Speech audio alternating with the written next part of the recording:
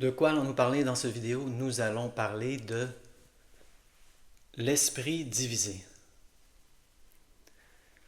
L'esprit divisé, êtes-vous en guerre avec vous-même? C'est une bonne question. Le docteur John E. Sarno a écrit plusieurs livres et moi je crois que son meilleur c'est L'esprit divisé.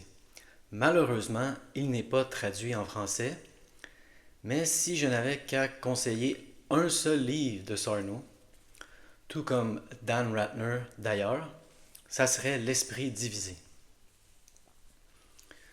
Donc peut-être apprendre l'anglais. C'est pas vrai. Vous n'avez pas besoin d'apprendre l'anglais. Est-ce que vous considérez une partie de vous-même comme un ennemi, comme un rebelle? Si oui, vous êtes en guerre avec vous-même, il y a une relation de confrontation à l'intérieur de vous-même, il y a une relation antagoniste. Et pour éliminer la douleur chronique, il faut éliminer cette relation de confrontation, de division à l'intérieur de nous-mêmes où on voit une partie de nous comme un ennemi ou un rebelle qu'il faut écraser, subjuguer, peu importe le terme que vous voulez utiliser. Je vais faire ici une comparaison avec quelqu'un que je connais qui a des problèmes d'addiction.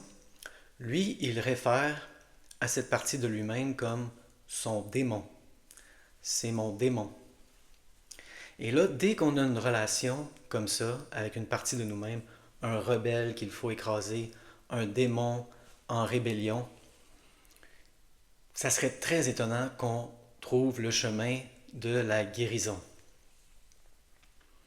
Il faut sortir le drapeau blanc, faire la paix avec nous-mêmes et arrêter de voir certaines parties de nous comme des ennemis, comme un démon, et réaliser de plus en plus que nous sommes une unité et que ces parties que nous appelons des rebelles ou des démons sont des parties de nous-mêmes qui ont été mis dans ces rôles malgré eux-mêmes. Et une excellente thérapie pour ça, j'en ai déjà parlé, c'est Internal Family System. Je vais l'écrire dans l'écran en français, de Richard Schwartz. Et je sais que beaucoup de gens m'écoutent en France et j'ai déjà regardé pour quelqu'un d'autre. Il y a en effet cette thérapie qui est disponible dans plusieurs grandes villes en France. Donc c'est vraiment important pour le processus du reconditionnement de la douleur qu'il n'y ait plus de guerre à l'intérieur de nous-mêmes. Est-ce que vous voyez vos symptômes comme un animal qui vous attaque? Beaucoup de gens décrivent leurs symptômes de cette façon-là. Vous êtes divisé. Vous êtes divisé avec vous-même, vous êtes en guerre avec vous-même. Les symptômes ne sont pas un ennemi qui vous attaque, c'est une partie de vous et il faut apprendre à être en paix, à faire la paix avec elle. Ce n'est pas un ennemi à écraser, c'est une partie de vous-même qu'il faut de plus en plus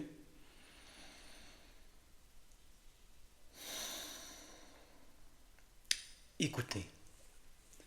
Très important. Ce que nous dit Richard Schwartz aussi, c'est que lorsqu'on modifie notre relation avec les différentes parties de nous-mêmes, ça va affecter aussi nos relations avec les gens à l'extérieur de nous-mêmes. Et lorsqu'on considère la société comme un tout, on a des parties à l'intérieur de nous et nous ne sommes, en tant qu'individus, que des parties d'un plus grand tout. Donc ça va changer aussi nos relations avec les autres. Comment voyez-vous les gens qui sont accros à la drogue dans une ruelle avec les pantalons demi-descendus? J'ai vu quelqu'un comme ça hier, dans le métro. Comment voyez-vous ces gens? Avec dégoût? Analysez vos réactions à ces gens et vous allez réaliser que ça représente un conflit à l'intérieur de vous-même. On peut vraiment, avec notre perception des autres, voir la relation entre nos différentes parties à l'intérieur de nous-mêmes. La relation avec les autres est très importante dans le reconditionnement de la douleur. Si on retourne à quelqu'un qui est accro à la drogue, lorsqu'on écoute leurs histoires, souvent, ils doivent modifier leur relation avec les autres. Ils doivent se séparer de certaines personnes dans leur vie. Si vous êtes accro à l'héroïne, à la cocaïne, peu importe, et que vous continuez de fréquenter des gens qui sont accros à ça, ça va être très difficile pour vous sortir de la consommation de drogue. Dans le reconditionnement de la douleur, beaucoup de gens parlent de ça. Le premier thérapeute que j'ai consulté sur YouTube, Tanner Murtaugh, lui en a parlé fréquemment. Il a dû arrêter sa relation avec certaines personnes dans sa vie pour avancer dans le reconditionnement de la douleur. Moi, c'est plutôt le contraire. J'ai toujours été solitaire. Pas toujours, hein? C'est ça qui est intéressant, le fait que j'ai dit toujours non. Ce n'est pas ma nature. Lorsque j'étais jeune, j'ai déjà vu des vidéos, j'étais très social. Et je suis devenu solitaire pour me protéger. Hein? Des émotions difficiles qu'engendrait ma relation avec les autres. C'était un mécanisme de défense de devenir solitaire.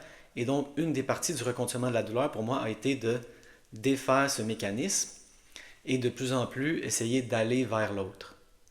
Pas besoin, hein, je n'ai pas besoin de devenir la personne la plus sociale au monde. Il suffit de faire le premier pas vers l'autre, dans mon cas. Il a fallu que je change aussi ma relation avec les gens qui m'aidaient, supposément. Premièrement, je parlais constamment des symptômes. Il a fallu que j'arrête de parler des symptômes totalement. Et là, ma mère me disait, non, mais je sais que tu n'es pas supposé parler des symptômes, mais tu peux m'en parler, là. Je disais, non, on ne parle plus des symptômes. Et aussi, difficile à admettre pour moi, ma mère, à un moment donné, j'avais tellement mal, m'aidait à mettre mes bas. Il a fallu, lorsque j'ai compris les concepts, j'avais tellement mal, il a fallu, lorsque j'ai compris les concepts du reconditionnement de la douleur, que je, même si ça faisait mal, mette mes bas moi-même. Donc oui, il y a vraiment quelque chose à changer dans la relation avec les autres. Il y a quelque chose à changer dans la relation avec nous-mêmes. Et selon Schwartz et son système de famille interne, c'est quasiment la même chose, externe, interne. En nous, il y a plusieurs parties. Et s'il y a une guerre,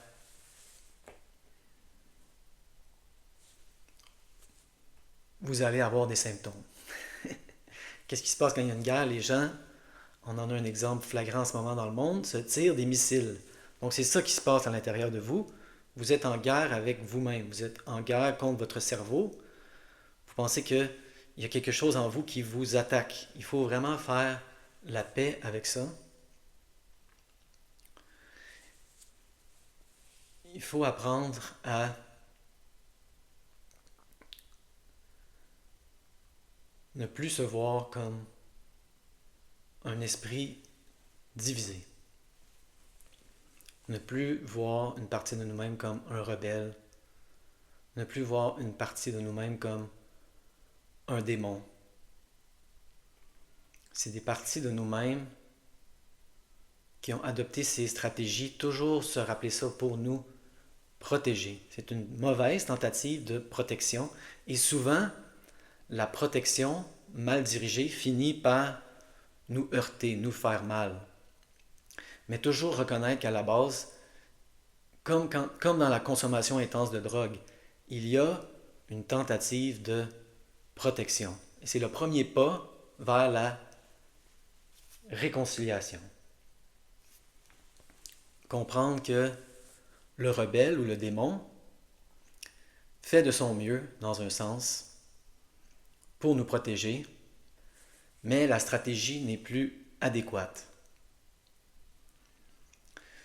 Donc j'espère que cette vidéo a été utile. Je recommande fortement le livre de Schwartz,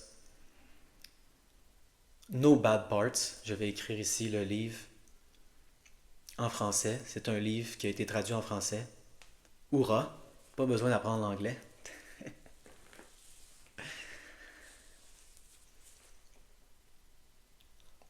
Donc, Sarno dit des choses intéressantes, beaucoup de choses intéressantes. Il a raison. We have a divided mind. Nous avons un esprit divisé. Il faut le réconcilier.